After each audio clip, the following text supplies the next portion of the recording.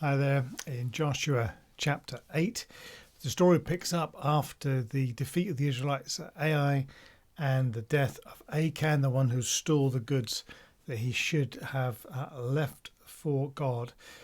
It says in verse 1 of chapter 8 of the book of Joshua, "Then the Lord said to Joshua, 'Do not be afraid or discouraged.'" And when I was thinking about this little recording today, it just struck me how easy it is for us to gloss over these familiar words and forget that the God of all the world is interested in each of us as individuals, and that we don't need to be afraid. We don't need to be discouraged. We can feel strong in our faith. We can feel strong in our relationship with God. We don't need to let all the things around us get us down. And yet how easy that is for that to happen. And Joshua, of course, perhaps had lots of reasons to think, well, maybe he'd let God down, he'd let the people down, he hadn't been a good leader, he hadn't perhaps made clear to the people of Israel that the goods that were to be given to God, whether that was really important perhaps.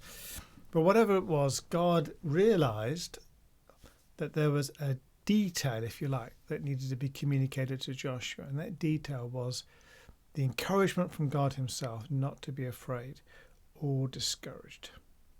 So take all your fighting men and attack Ai, for I have given you the king of Ai, his people, and his town, and his land.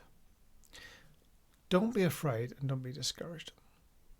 I know there's so much more in this story. I just want to focus on that for today.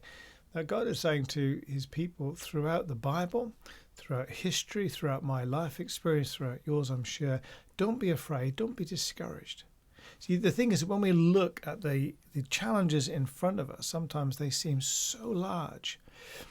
Our own resources seem, in contrast, so limited that we feel that really we can't possibly move forward, we can't possibly go on.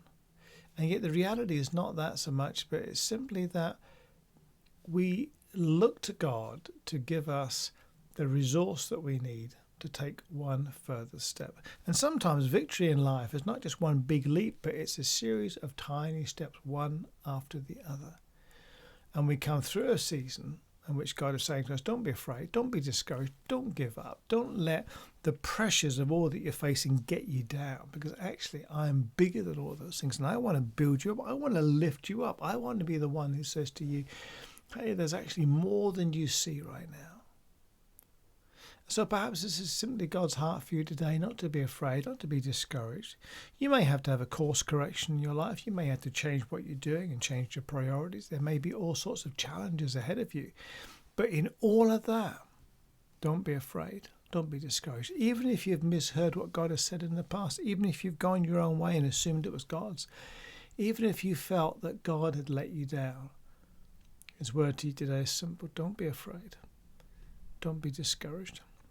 Fear can rob us of a fruitful life. Discouragement, this idea of the weight of the world on our shoulders. Well, Jesus is more than able to carry the weight of the world. It's good to remember that he is God and we're not.